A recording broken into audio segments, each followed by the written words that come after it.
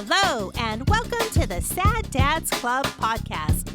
Here's everybody's favorite sad dads, Jim and Foo.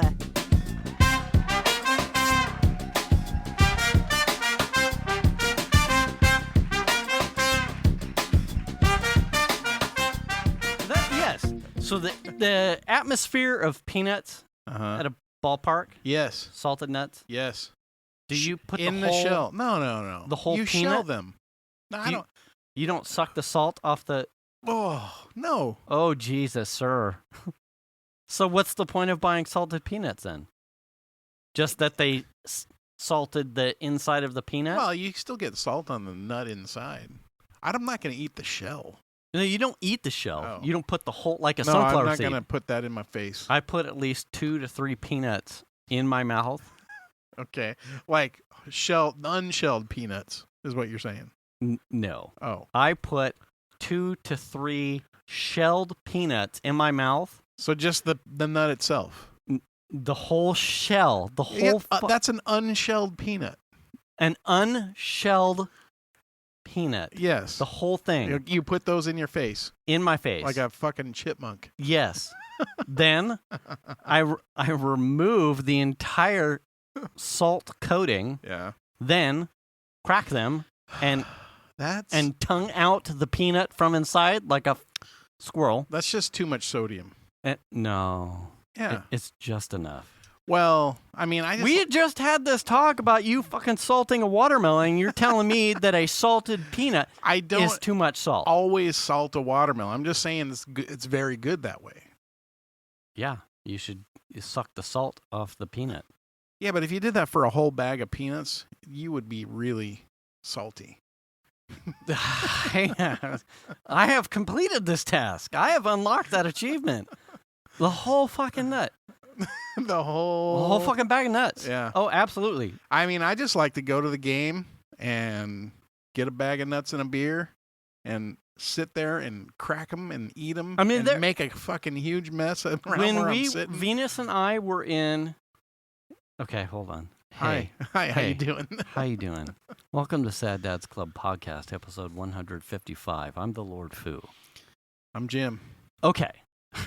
So we 100 double nickel. Hey, we're not like fucking 30 minutes in like last week before we got to the intro.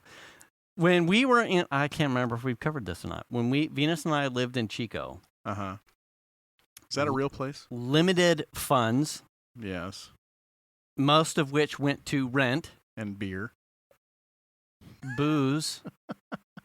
Maybe. I don't know. But most went to rent. Yeah. I ate so much peanuts. So much. Yeah. That it was a running joke that I loved peanuts almost as much as I loved Venus. And so she had a pet name was Peanut. Okay.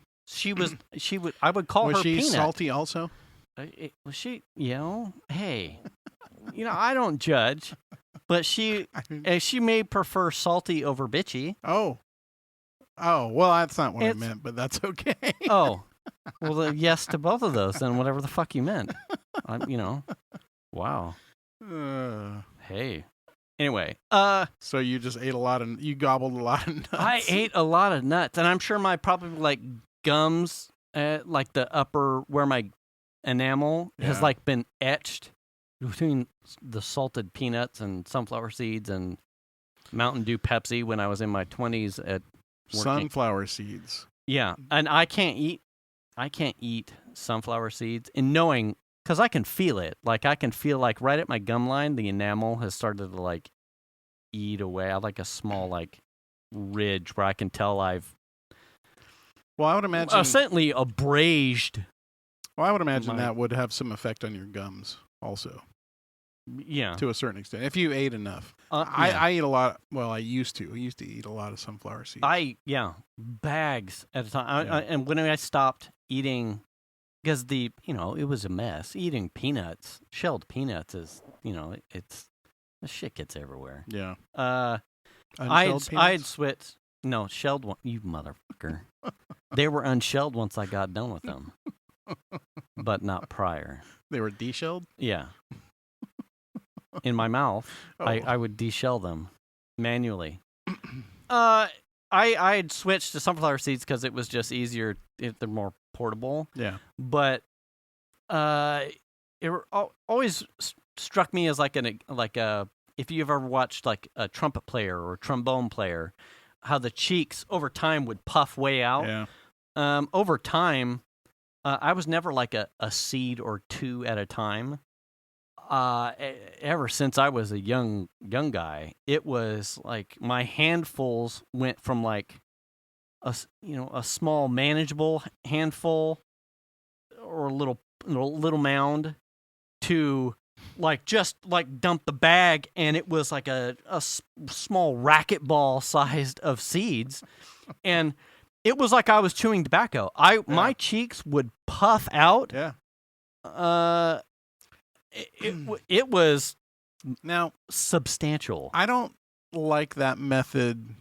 I don't like more than a couple of seeds in my face at a time. Yeah. And part of the reason is that the shells get soggy for me, and I like them. I like cracking them open. Like I want them fresh and cracky. Yeah. You know what I mean? So yeah, I eat a lot of seeds. By the way, the best ones are the ranch flavored jumbo seeds. Oh, I don't know. Barbecue. I'm going to go ranch. I gotta. But those are my favorite. The ranch flavored jumbos. Where I get those is that they have them at Nugget.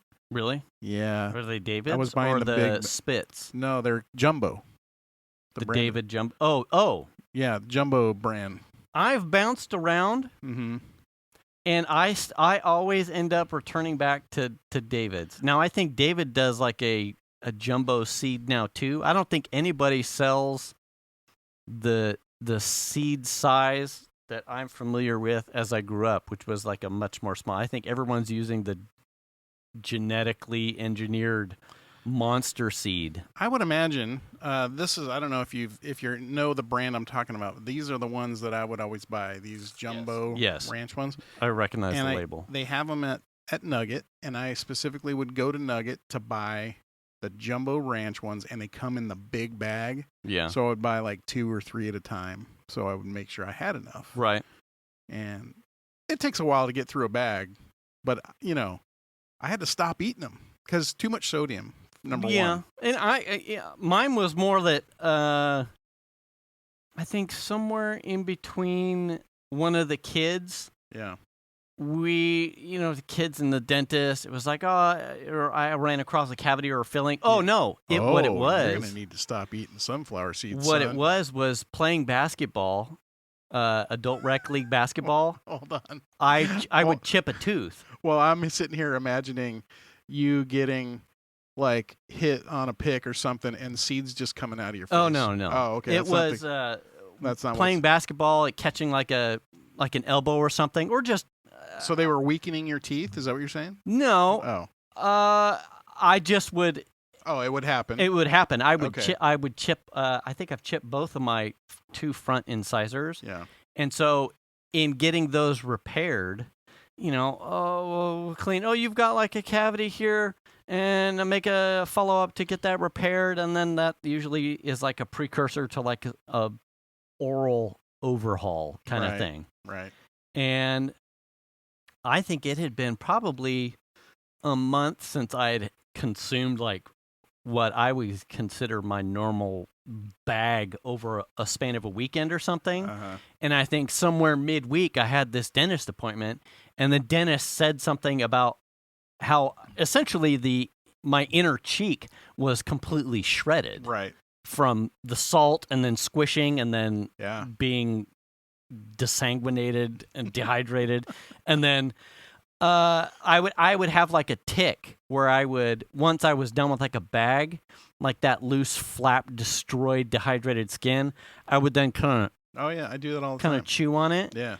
And the dentist basically went, what's going on? Like, was genuinely concerned. Like, what's going on over here on the side of your mouth? And I just completely oblivious, like, I eat sunflower seeds. And he said, no, you don't. You need to, you need to dial that back. And I went, They're worried about oral cancer. Is I think the bottom line there. And it kind of just ended like that. I was like so taken aback by the question in general. Yeah.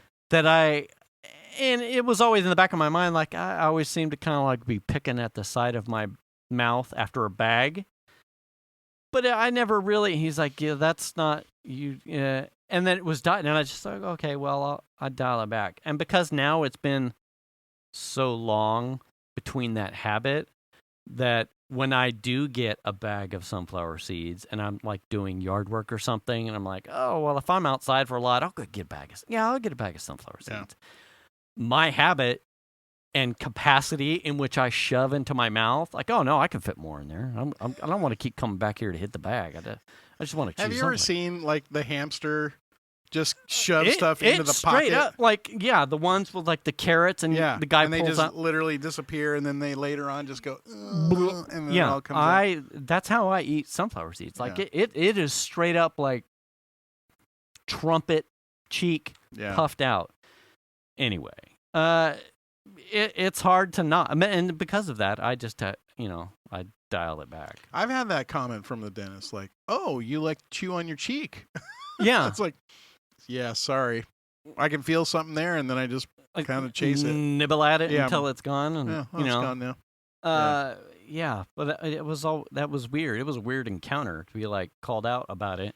I'm like, oh yeah, I chewed sunflower seeds. He's like, that's too much. He's like, are you sticking your whole fist up your ass? And you're like, why? How would you know? You can see that from my mouth. What the fuck? How does that? He's like, do you? Well, it's easier to get to your molars from. Yeah. You ever fancy sticking a garbage disposal in your mouth and just letting it run? No. Well, it looks like you've done that in here, son. You ever chew on 40 grit sandpaper? Just kind of let it run? Just no? That's what it looks like in here. Don't do that. Stop that. And then he's like, do you like peanuts? Yeah. You ever seen a grown man naked? Do you like carbide chips? What? Don't do that. Carbide chips? That's a loose way to tie into something we ran into with a family. So we have a... Venus had asked me, she's got a friend who's got season A's tickets, baseball. Oh, yeah. And she had asked me, she was like, could I go to that? Can I go? She's going with friends. Yeah. And I kind of pushed that off because I wasn't quite ready to figure out how I was going to deal with that. You're talking about from a COVID standpoint? From a COVID Yeah, standpoint. that's tough. And I get that most baseball venues are outside and there's a heavy amount of not being inside. Really where it got me hung, and I had punted it the first time she'd asked, probably a week and a half, 2 weeks ago. I said, you're going to have to circle back because I think I was working and I had shit to do and I didn't want to. You were waiting to see whether or not cases were rising. Yeah, Delta doesn't seem. Hint, they are. Yeah. I was hoping probably something that was never going to happen in a week's time to allow me to be like, I feel comfortable, go ahead. In the end, for me, it was that while I get that the bulk of the event itself is probably going to be outside, I said, I can't, it's still a pretty significant sized event. No, it's not Data's concert size, but it is 1,000+ people kind of thing. And I said, and you're outside, but you still may be in a concourse, shoulder to shoulder, or in the ticket line being scanned, and you're going to be running into a large amount of people that I can't account for in a region that's not something that I have a little bit more of a handle on understanding on, like the pulse of the population and how they're treating. Now, obviously, I think the Bay Area is doing better than probably even Placer or Nevada County is, but an event like that is pulling probably people in. I'm not a huge. I mean, I grew up a baseball kid. I mean, not a baseball kid, but I grew up loving baseball. Kind of just got away from it. It's just But as I get older, like, man, I just really enjoy going and seeing a game at the field. Yeah. You know what I mean? Like the experience of going to the baseball game itself. Like, I don't want to watch it on TV. You know what I mean? That doesn't interest me. I'm not going to follow it on ESPN. Mm-hmm. But going to a game is an experience. Yeah. Like that, there's something fun about it. Yeah, I would agree. But I wouldn't go now. Right. Right. I would definitely wait. And here was the thing too, and I had a number of things that we've kind of got coming at us, which made it even harder. One is Xander's in band, and so Xander's school is going to be doing the national anthem at a River Cats game. Uh-huh. So we, Venus and I, do have tickets to that, and I said, I'm like, so I need you to be. I see that, and I could see you saying, yeah, but you're going to go to the. And I said, you're not wrong to draw that seems odd. And I said, here's where I'm coming from on that. One, Xander is a participant in something that we're already saying that he's going to go to that place. Right. I said, while Xander may not be mingling with a larger population, he'll be with his class for the most part, and they stand out in the middle of the field. I said, as a location, I have to presume that Xander would be exposed to something. So if I'm going to check that box and Xander comes home, then I have to kind of check the box that by association, we potentially will be exposed in the house. I said, so in that regard, I will be masked. I am vaccinated. Venus will be masked. Venus is vaccinated. It is like a low denominator thing that I still would like to participate as his father and a parent in the event that I already know we're already exposed to some capacity. It's a minor league game, so the event size is diminished. Yeah. And I said, so that's where I'm coming from on there. And I said, if things start getting sideways between now and that River Cats game, I won't go. I won't go. I said, that is not the same as you going to an A's game, because the A's game is 100% voluntary. Xander is participating in this thing, so yeah, I would like to participate too. I said, so that's where that justification is. Yeah. I said, and then I think might be next weekend, we have tickets to Hamilton here in downtown. And I said, so then you might be saying, yeah, but you're going to go to this thing, Dad. We're all going to this thing that's in a room. And I said, here's the thing with that one. I said, also good point. I said, however, you have to be vaccinated, and they will be checking vaccine records, and you have to be masked inside. I said, so in that regard, while it is not as big as a River Cats game, I said they are mandating that everyone that's attending is masked and is vaccinated. If you're not, you're not in. So I said we've diminished risk as much as we can. I said it's so tough. It's rough. Yeah. And I said I would love to say yes, but as the parent here, I said that's extra risk that on a 100% voluntary thing with limited precautions for COVID, that seems too much at this point. I said, if we had a better handle on Delta, man, it's tough. Yeah, it's tough being a dad, being a parent. Because that's not the news she wanted to hear, obviously.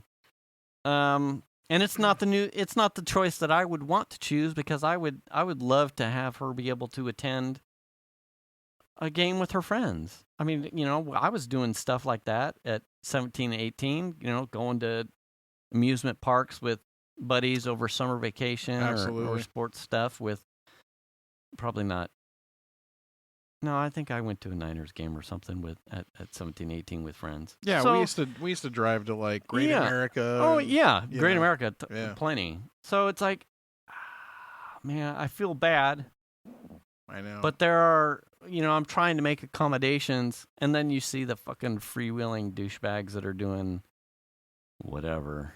Like, God, you guys are making it even harder on parents trying to do the right thing by not doing anything.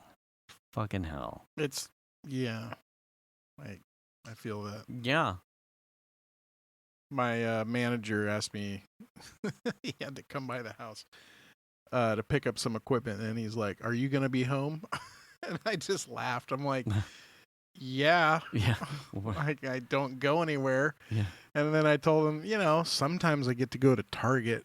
Yeah. And I've been to like 2 or sometimes even 3 Targets in a day, and that was like Jim's big day out. Yeah. You know what I mean? But I mean, it's tough, man. There's no you can't win. There's right now you can't. It's not a situation that's winnable. No. But there's nothing funner. It's nothing more enjoyable than an evening at the ballpark. Yeah. And, with a beer and peanuts. And the games where Piper, because Piper and Xander, same school, same band participations. The times that I've attended a River Cats game when Piper was doing, like you, I don't follow baseball. Yeah. But when I was younger, I certainly did much more. Probably not to the desire of my dad. My dad is a heavy baseball fan. It was never my bag, but I watched it and consumed it alongside with family members a lot more than I ever did now that I'm an adult. But there is something uniquely pleasing to me, being at a game, with just enjoying the atmosphere. Yeah, it's a lot like a cup of coffee over a campsite, a campfire. Yeah. There's it could be a cup of cheap brewed Starbucks on a percolator over a campfire will taste and hit different than if you brewed the same beans in your percolator at your house and had it over a counter. There's something different about the atmosphere that kind of it just hits different. Yeah. I said, baseball at a game, eating peanuts, or just kind of sitting there and just detoxing from work. Yeah, just chilling. It just allows you to just disconnect. Yeah. So it's unique. I got a question for you. Go. Say someone's painting the house next to your house. Okay. And it's fine. They're painting. They're doing a bunch of work. And this is happening at my house. Hint, hint. So the people that own the house next to us have been renting it for some number of years. And I don't know what their situation is, but they're leaving the house that they've been living in and they're coming back to live at this house they've been renting. So the house, considering it's been a rental house for a little while, has needed some work. So they've moved a bunch of stuff into the garage and they're staying somewhere until they can get all the stuff done. So they're having like flooring done and like cabinets and countertops and having the outside painted and blah, blah, blah, blah, right? Tons of work. So we see them out there all the time. The work trucks are out front. And I don't know, a weekend or so ago, they were out there prepping the house for paint. And they were pressure washing everything. And then the next day they came back to paint, taping everything off, right? And they're just painting it like kind of a pretty white color. Okay. That's fine. Whatever. That's their house. Right. Give a rip.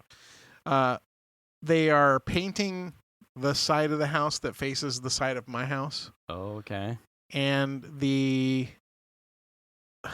shrapnel, overspray, the sprayer, the waft, the sprayers that they have are they suck straight out of the 5-gallon paint bucket. Okay. And it's a high pressure line to the sprayer, and that high pressure line broke.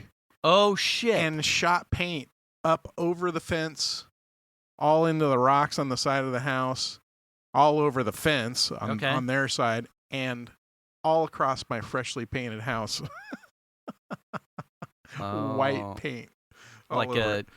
Like a Jackson Pollock flick, or oh no, talking... it's a high pressure line, so it just was like spraying paint.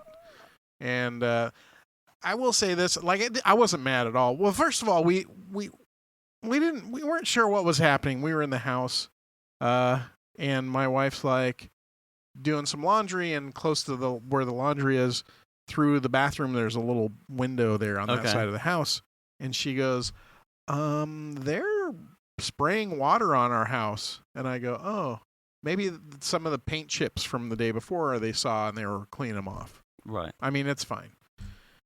Ding dong, the doorbell. And I go, and it's like, we had a problem with the paint sprayer and it sprayed the side of the house.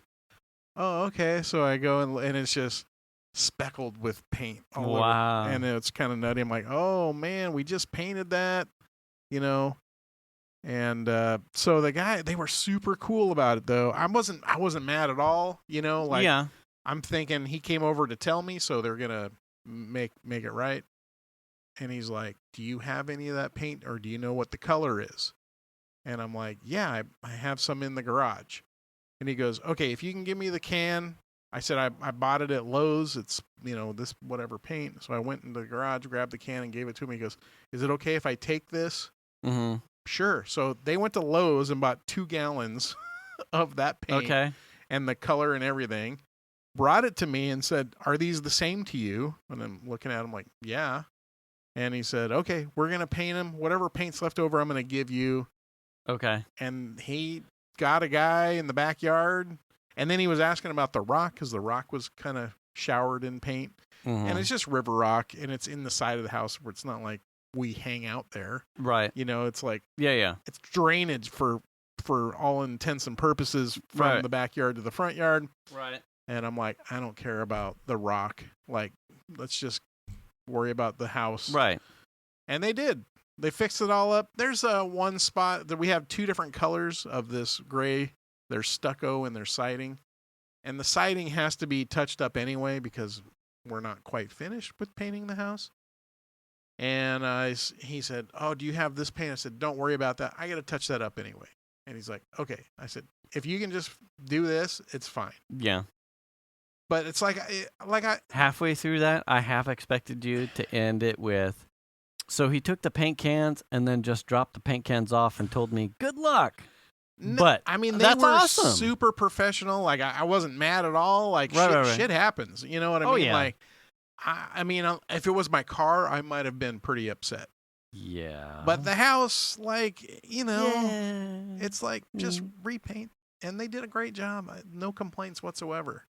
They got a guy over there, rolled it all. And it looks good. Fuck you, mosquito. We were cleaning, doing a little yard work out front, and there's a couple of bushes on that side of the house, like in between the 2 houses. And I'm trimming the bush down, and there's paint all in the bushes. I'm shoving those in the green can, like, oh man, there's paint everywhere. You guys got this. Yeah. The house is fine. It's but it's like, this is one of those situations where it's like, I could have just been a real asshole if I really. Oh no, all this rock, you need to replace it now. Right. I mean, what would that have? It's fucking river rock. Like, what would that have done? Who cares? It's right. Fucking river rock. Yeah. Like, to what end is? Well, because we're in a place now where some people just. Well, that's what I'm saying. Like, there are people that would have just flown off the handle. Out. Yeah, lost their shit. We've seen enough shit going around nowadays where I believe that's probably the norm. And you are the outlier. That's how it seems. Like I said, I told him, hey, you guys were super professional. I didn't hire you to do anything. You painted the side of my house too. I understand it was an accident. It's not a big deal. It looks great. no problem whatsoever. Tell Jason, the guy that owns the house, tell him, like, we appreciate. Yeah, I appreciate what happened here, and I'll let him know myself that you guys were super professional. Right. Do you have a business card? Because I will recommend you to people. Right. That's how professional they were. That's awesome. You know, just fix what happened. Right. Ask all the right questions. It's not like they were playing fucking slap and tickle and someone like, oh, let's play tag with, and then got your house. No. And then we're like, okay, guess we'll go over here and tell him we made a mistake. No, he apologized up and down countless times. Like, you know what it's just like, I'm not mad. Yeah. You know, like, this is fine. Right. You're making it right. I mean, you juxtapose that with like some of the problems that we know that Mike and Angie have had with hashtag Hi Zombie, hashtag Hi Dragon, with the contractors in their brand new home, right? Where the least amount of effort for the most amount of efficiency is the norm. It's like, what, who's going to be paying attention to this kind of stuff? And it's like, oh, well, you're going to judge my quality of work. No one's really looking at that. And it's like, well, it's a brand new home. Yeah. Please bring people in here. I understand everyone's trying to make cost efficiencies. Right. I get that. But you got to own your shit. Absolutely. Yeah. If you're going to put out shitty work and not expect me for the amount that some people are paying for your services to overlook shitty work when it's observed and you're called on it, there's some, be upset, but you can also be upset and hold people accountable without being a total... without being an asshole. Right. You can be responsible. You can hold people accountable. Expect that. And expect your dollar is going to get you the service that you expect. And if it doesn't, find a way to get what's yours. Yeah. Cordially. Yeah. And obviously, you escalate as needed because not everyone is going to, as Mike and Angie have seen, people are going to push back. Right. Hoping that you're going to bend over before they do. Yeah. And when we're talking hundreds of thousands of dollars, no, you make it right. Yeah. And I'm setting the bar here. They came to me, right? They came to me. I think that's an outlier too. Yeah. I think your response is, and can you imagine though? Let's just turn this around slightly. Maybe just pulling weeds down the side of the house and like look up and go, what the fuck? Right. When did that happen? Why is the side of my house covered with white paint? Right. And no one said anything. It's months later. Yeah. Or something. And then you've got to go knock on a door and be like, hey, Jason, when did this paint that's all over my house matches the paint that's on your house? Why is your paint all over my house? Right. You know what I mean? Yeah. I mean, they just made that really easy to deal with. That's awesome. I wish I knew the dude's name. I don't even know their company. I would plug them right here because they were that good. And they didn't leave you a business card? He didn't have any. Oh. He didn't have any. But yeah, I just, as a good thing that actually happened for a change, I mean, having someone spray paint accidentally all over your home is not ideal. But the thing that came out of that was ideal. Yeah. Right? I mean, that's what you would expect someone to do. Yeah. Yeah. That's what you expect. Yes. Of ownership of an issue, accountability. Right. Like, shit happens. Yeah. And if you can't understand that sometimes a mechanical failure is not the same as someone just flat out being negligent. Right. Like, if, like I said, if they're playing fucking slap and tickle over there. Well, he took me into Jason's backyard, showed me the hose that was broken. Yeah. And like they had it in a bucket, right? Yeah. With paint coming out of it into the bucket. Oh yeah, this hose broke. And then he took me down the side of the house, and then I can see there the fence on Jason's side was just covered. Oh, in there paint, you go. Yeah. and then there was paint up, and I'm just like, yeah, I mean, Yeah, you got problems. Yeah, I have paint. You can. Right. They could have used the paint that I had. I don't, Right. I had like 3/4 of a gallon. They went and bought 2 gallons and then gave me what was left over. You know what was left over? A gallon plus. Wow. Yeah. So I have. Where was that spot that like, you showed us in a picture that you didn't realize you hadn't gotten? It was something down low by, was it like your irrigation servos? I think it was something on that side of the house too, where you're like, oh, and don't look at that. We didn't get down that far. You sent us a picture. Like recent, like after we were done? Yes. And it's like the whole lower part of a trim isn't painted at all or something. I think that was in the backyard. Yeah. Yeah, because we ran out of paint.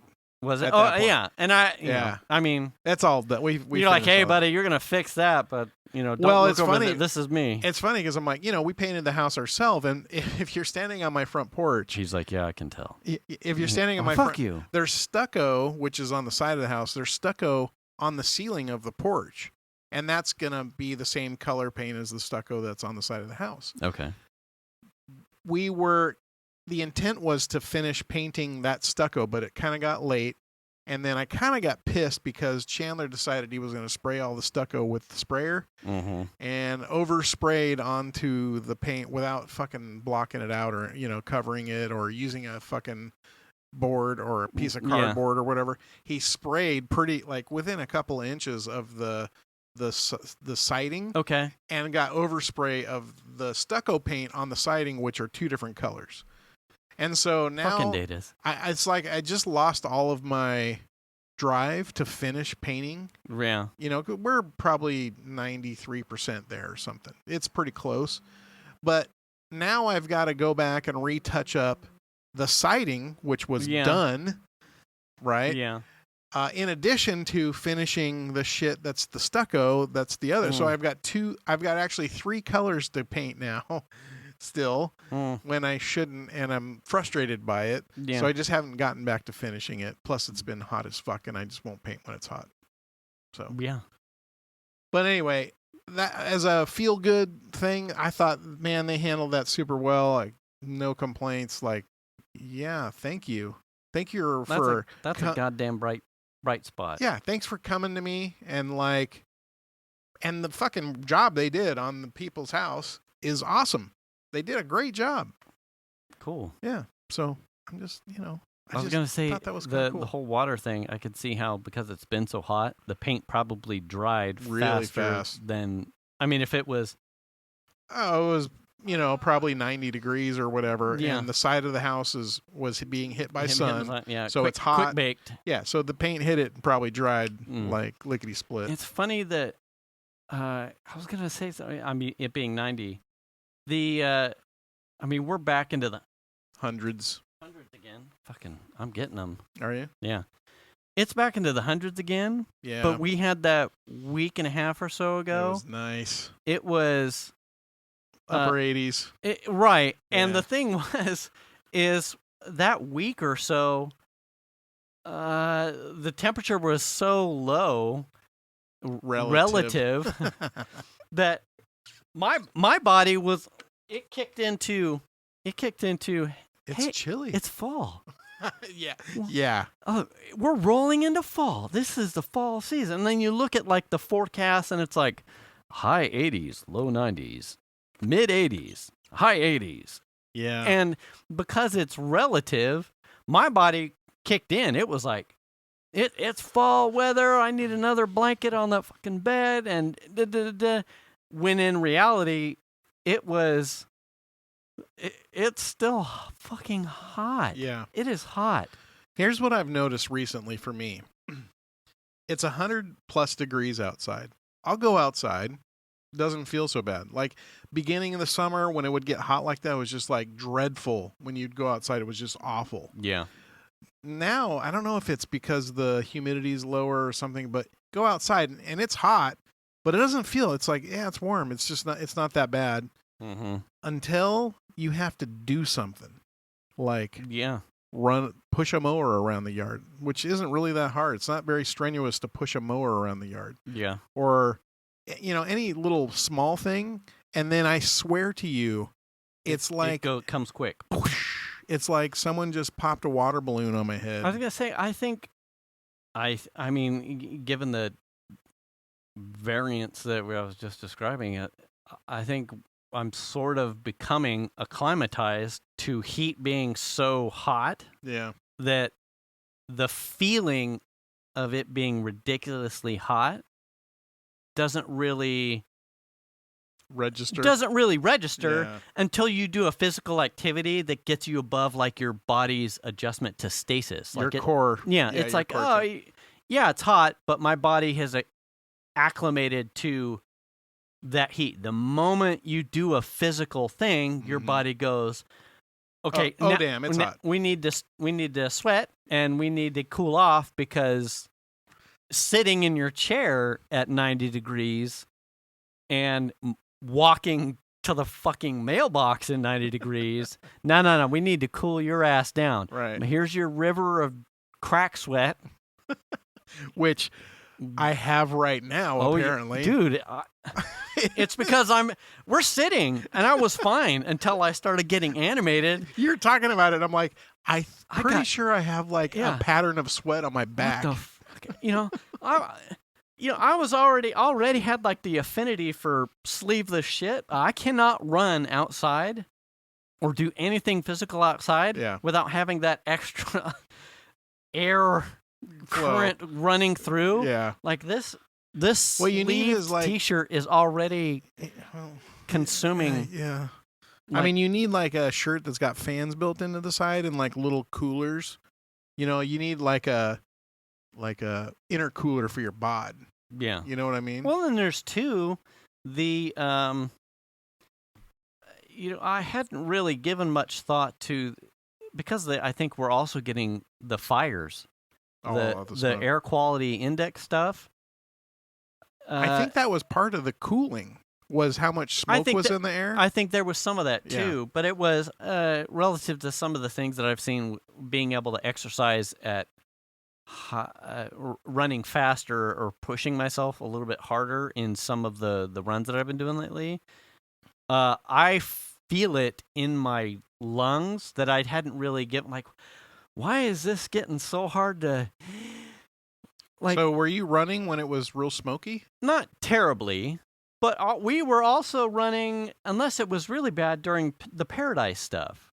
So, I mean, when it was really bad, we called it a day, or we would run in the mornings or something when the smoke was less dense. I mean, because we've had around here recently as much as 300 parts per million. Yeah. I think if it's not hazy, I think part of that is playing with me visually. Like, well, it's not that bad. Oh, it looks all right. But like the insta sweat, if you start moving, if you start doing anything where you're elevating your heart rate and you're starting to breathe harder, I feel it a lot quicker. Yeah. And it seems to definitely be like I'm not getting as much air. Yeah. Now, is it as much as that one time where I tried to put on one of those high elevation masks and go running in that? But oh man, I don't think I ever told that story. Really? After the marathon training that I did and then didn't hit my target, I went straight into training for a half marathon. So this was 2019. Pre-pandemic. Yeah, pre-pandemic. I went and bought one of those, those like the high elevation masks. You see, it makes you look like a Bane. Talk about, but essentially it looks like a ventilator, but it has no filters on it. Have you seen those? It's high elevation. What does it mean to be a high elevation mask? It restricts your airflow. Oh, I see. So they've it's got simulating a high elevation so run. that you can reduce or your oxygen efficiency intake, and then your body has to make up for it. So I was just coming off my training for the marathon. Now I didn't get what I wanted, but I was running 10 plus miles on like big days easy. And then obviously had just run a marathon. So I was speedy. I was in shape. I wore that mask from here, and I did not make it to Silver Rock a quarter of a mile before I went, fuck this. Those things, and it was wide open, like as open as it would go. So is that like simulating, is it just simulating the air? I mean, it can't do the elevation. No, but it's because the elevation change is less air. That's what it's... Right. Okay. It teaches your body to do more with less air. So do you, if you use that mask and then you do a run like that, can you get basically elevation sickness? Is that? I don't think it works that way. It doesn't work that way? No. You would probably fucking hyperventilate before you get sickness. But isn't that what elevation sickness is basically a lack of oxygen that affects you and gives you headaches and stuff? I would not know 100% to say either way. I would think potentially you would be correct, but being able to do what I did was fucking abort. Yeah. You can't do that in elevation. Yeah, no, you can't. You just never. You did. I took the fucking thing off. I thought I was a Billy Badass. I'm like, yeah, dude, I'm gonna train like this. I'm doing it. I can't. I'm not doing it. Absolutely not, dude. Quarter mile at best. Oh, I man. pulled that thing off so fast. I went, no. If I'm scary in this shape, and I couldn't make it that far, clearly. Now I didn't adjust my pace or anything, but I was like, there's no way. No way. I wonder if Tony uses those. I could see if you're not dealing with contaminated fire air and you're probably dialing your pace back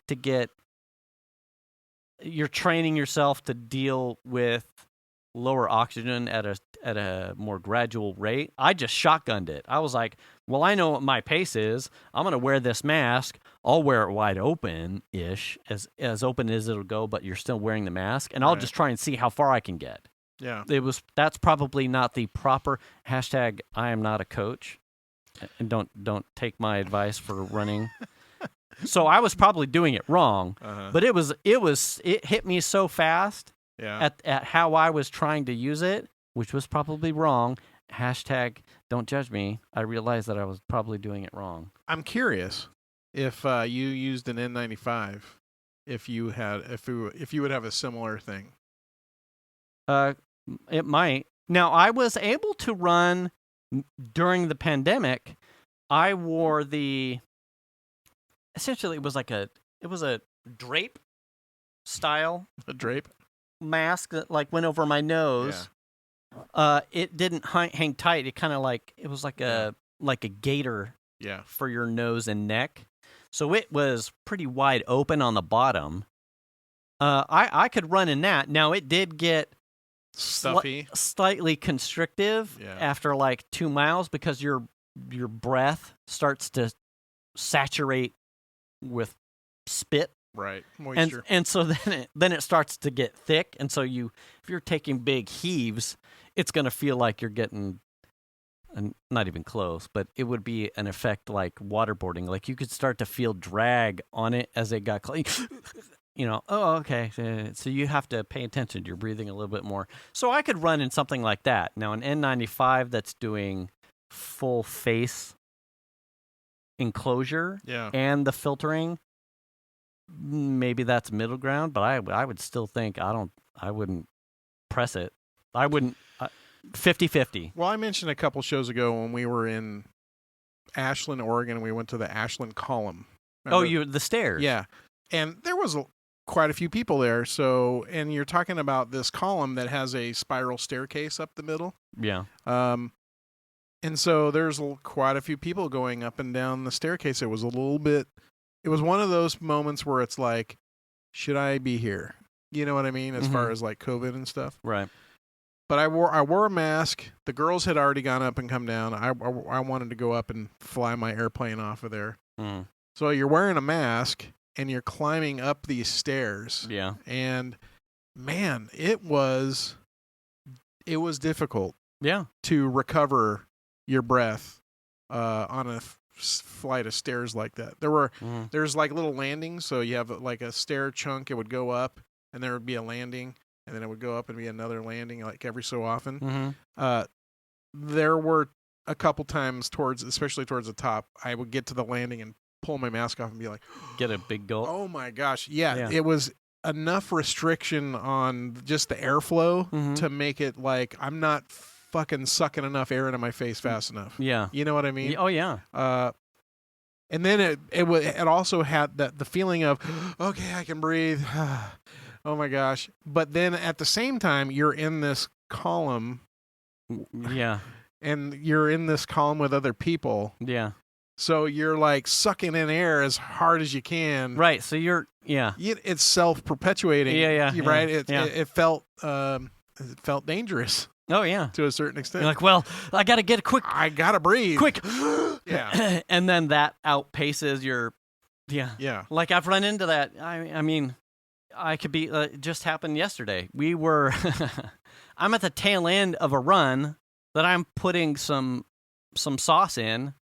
And I inhale like a fucking pack of gnats. Oh. And it's like, and the amount of, or I'm sure Tony knows this too. Like if you're on a long run and you reach for your water and you take a swig that pulses a pace too long or too short, where you need to then you should be breathing in your stride, and you go too long because you're like, oh, I'm so thirsty, and you squeeze a little too long, it will take you a good chunk of time to then get back, because then you're like, oh, fuck, what?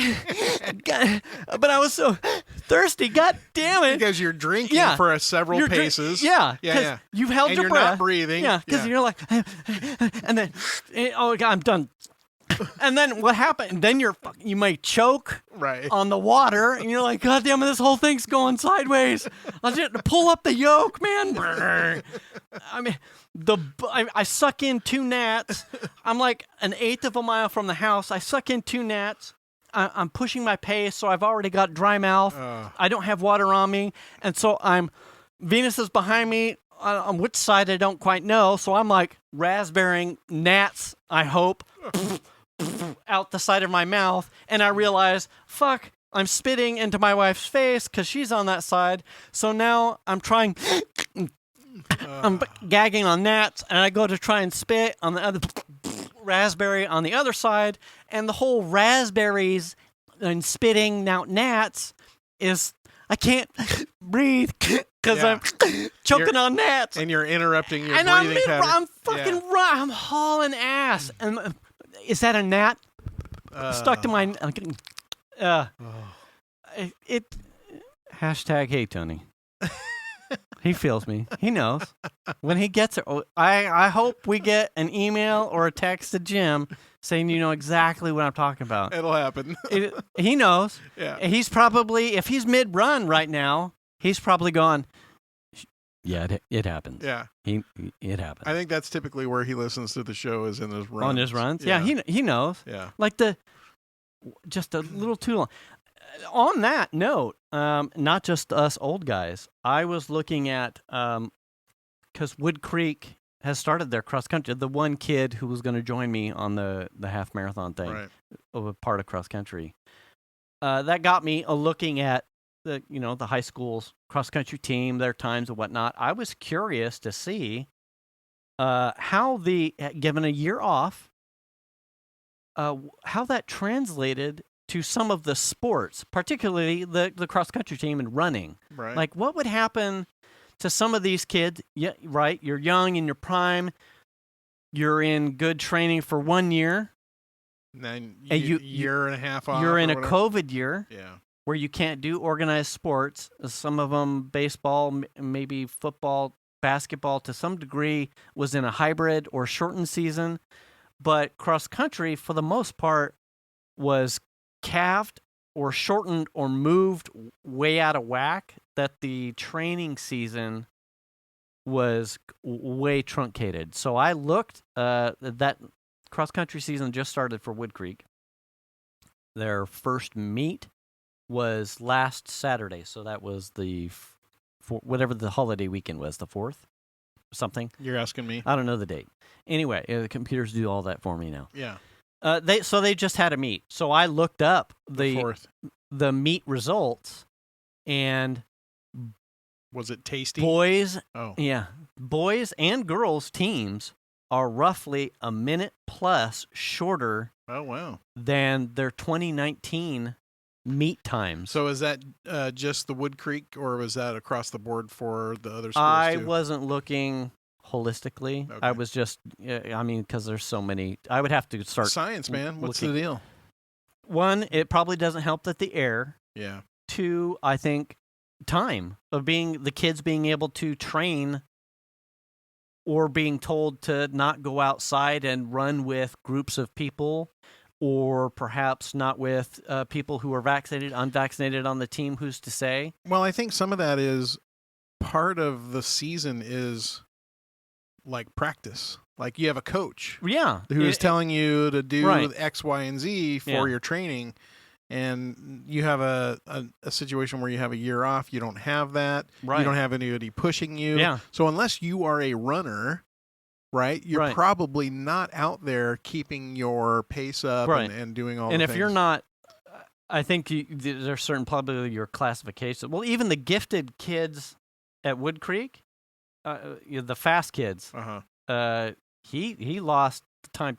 And it's, if you're not someone that's probably looking at something like that, like a sport like that, where you're trying to leverage it perhaps for a scholarship, the self-motivation, like you're saying, Yeah. probably isn't there. You may be gifted, but if it's not something you're leaning on for collegiate gain, scholarships, grants, or whatnot, your self-motivation is probably meh. I can tell you, as someone that competed in track and cross-country in high school and was average at best, I loathed practice, hated it. Yeah. And then to tell me that in a shortened season, if you practice on your own, You got to go do it on your own.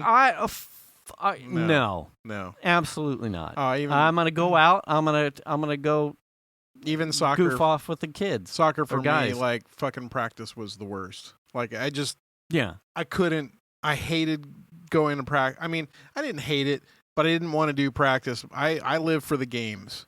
I wanted to go to the game. I wanted to be on the field with the other team, right? Yeah. That the competition part of it, but practice was just. Oh yeah. Fucking. Are you telling me? Oh yeah. If you guys want to do well this season, you need to work on doing 3, 2, 1 quicksilver tapers on your own. It'd be like, fuck that. And I've got anything else to do. All my homies were all on the team together with me. So it's like we probably could have gotten together and gone to like a school in 1s and 2s and 3s, or just our group of guys that probably all would have been vaccinated anyway.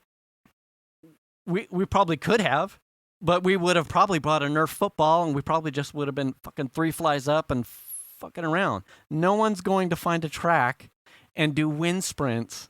No. To work on our endurance. Like, you guys want to do wind sprints? Nobody else is doing it, I guarantee you. it. Want to just go look at porn?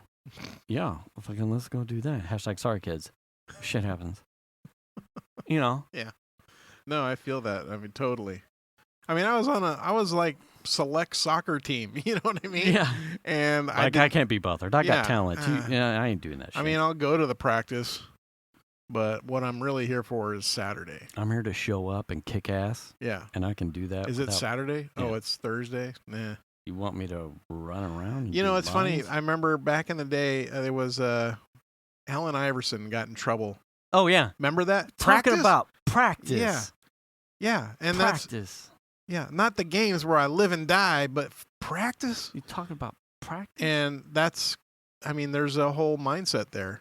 Like, Michael Jordan never fucking took a day off. Yeah, right. But look at what that dude did. Yeah.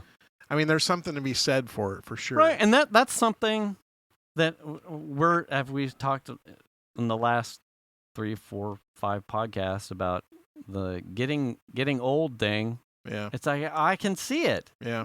The practice, certainly in later years, is not practice, but a constant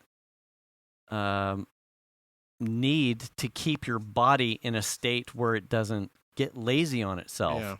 Yeah. If you practice... It's mental toughness, too. Right. If you practice at something that you're trying to be good at, unless you're gifted, you always have to be pressing those bounds in order to gain skills at that thing.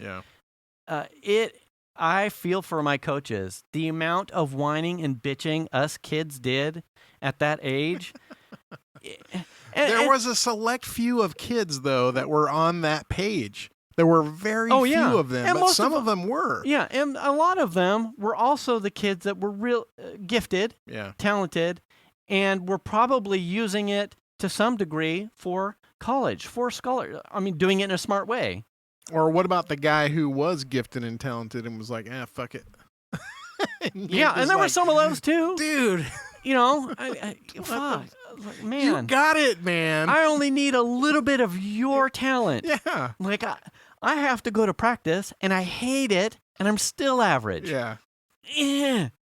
Fuck. And then when I realize if I put out 110%, I'm still... Fuck, man. Yeah.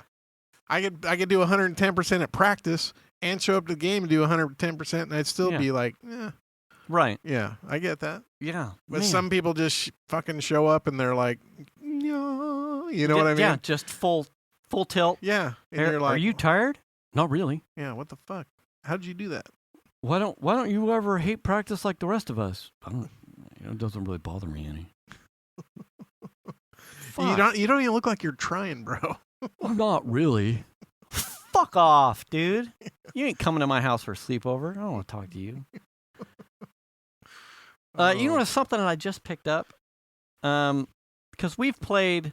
Bag of nuts? Joey Bag of Donuts? Bag of docious? Joey Sacks? We've played cornhole a number of times. Mike has a cornhole set. Yeah. Have you seen the new thing, probably to us, the spike ball?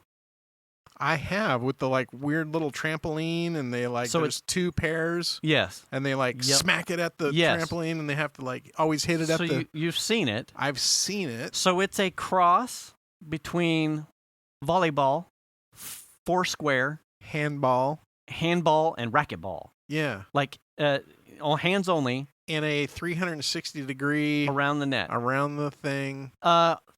Fascinating. Yeah. So I only know about it because Piper's Nick and his crew. They're into it. That's their go-to, their pastime. It's not going and throwing the football or whatever. At hacky sack for me in high school.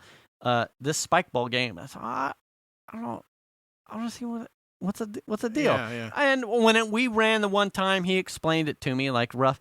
I'm like, oh, that sounds fun. Yeah. When you talk about when Piper was like, yeah, they go and this is their own thing. They do this out at a park and they're running and doing fucking flips and saves and dives in the grass. They're mixing in parkour. Yeah. And I'm like, really?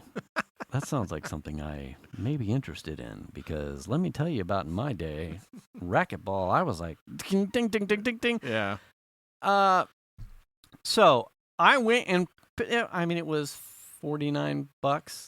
I was at Dick's to get a... You bought a I bought a set. Yeah. It turns out Xander, they played at PE anyway, or he's played it at school. So it's a school, they've got it there. Yeah.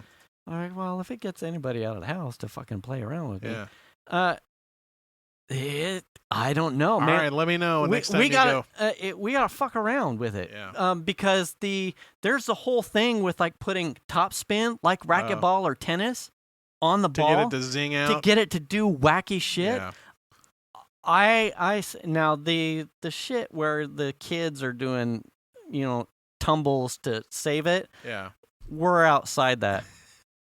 I'm just be perfectly honest. But the pairing of well, in this heat we'd be flop sweating. I think it would be interesting. I'm doing that just sitting here I think it would be interesting. I think we'd probably break Mike. and maybe Data's.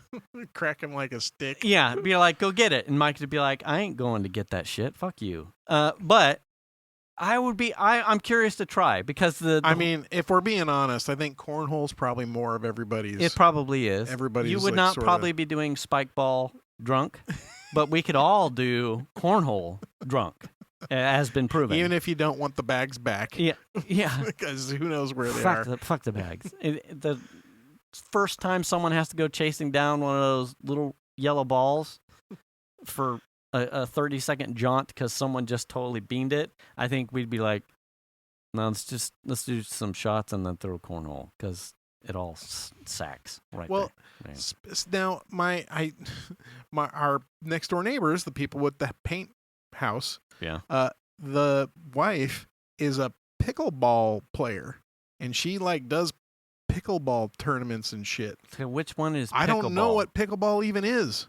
I don't know, but some of these I know a pickleback, but that's shots and that's whiskey and pickle juice. I don't know, but I know that she's a pickleball player. Really? Yeah. I don't know. Yeah. I don't know what it does. The sport lends itself to potentially the people who don't want to move and dive being proficient at the spins and directionals. Right. To be like, I'm not going to get this. Yeah. So I'm pre-recovering. Right. Yeah. I'm going to start putting it. I'm going to make you guys run around by being good at directional stuff. Yeah. Get it to zing off some other direction. Because I don't have time to just get it to the thing so I can smack it some other weird place. Exactly. Yeah. So there's a way, potentially, if you can get control of it before the young kids can start throwing heaves and get you running for it, which, but the old guys, I think, are probably the ones that are be like, I'm just going to. And Piper, I'm going to put some English on it. Yeah, I'm going to put some English on it. Yeah. Or the ones that just get to the net, and she had a name for it. It was like bitch somethings. It was the guys that you get to the net and you do like the heavy pullback, and then you dink, you dink it. Yeah. Like in volleyball, you dink it over the net when someone's expecting it. You go for the spike, but then go tap. Right. Yeah. That's the old. I think that's us. That's us. That's like we're the tappers. Yeah. Fuck. No, check this one out. Bink, boom. And it just kind of rolls off the net. Like, see, that's the old guys. The old guys are the ones that are like the precision. Man, I'm going to make you come all the way up here. Well, not everything is like a fucking 1,000 horsepower thing, right? See, that's the thing. Yeah. Like when she says the young guys are rolling around and like parkouring off of shit, the grass. Because they're going hardcore. They don't need to. Yeah. They don't need to. Yeah. I can't. Listen, I'm done. Yeah. I'm having struggles. Yeah. But if I can make you exhausted in 5 minutes in chasing down my English, maybe I'm going to do it drinking a beer or a fucking margarita or something. Now I did run across what's it called again? Spike ball. Spike ball. I ran across a spike ball tournament on TV. They have them on ESPN. I missed this. They're all like on ESPN, like cornhole. Yeah. And I actually, that was the one day, a couple weekends ago, I'm like, I'm watching a cornhole tournament. Oh, yeah. Remember that? Yes. And that was fucking fascinating. Those guys, the guy who won the tournament for his team. Yeah. He made the impossible shot. Like, I don't even know how the fuck he pulled it off to win the game. Yeah. There was only one play to make on the board because of the way the bags were. Yeah. He did exactly that. Like, it was like, it blew my fucking mind. Yeah. And what's crazy to me is how precise these guys are. Oh, yeah. You know what I mean? It's like darts and billiards. Through the hole. Yeah. Through the hole. Yeah. Through the hole. And you're like, dude, that was just fucking 4 shots in a row through the hole. Yeah. You know what I mean? Yeah. I was like, it's almost like if you don't score, now you're fucked. It's like watching professional bowling. You know what I mean? Right. Like, it's like if you don't get the first guy that doesn't strike is the guy that's fucked. Right. Almost. You know what I mean? Yeah. This is the cornhole championship or whatever. That's exactly how it felt. If you don't dunk it, you're like bowling. Yeah. Yeah. And only, I think, one time did I see somebody throw a bag that hit the board and went off the back.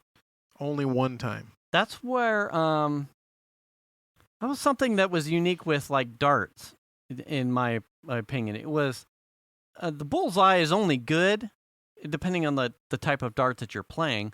The bullseye is only good for a couple shots. Right. If you're not capable of hitting the 14, the double 14 Yeah, or the triple 2 yeah.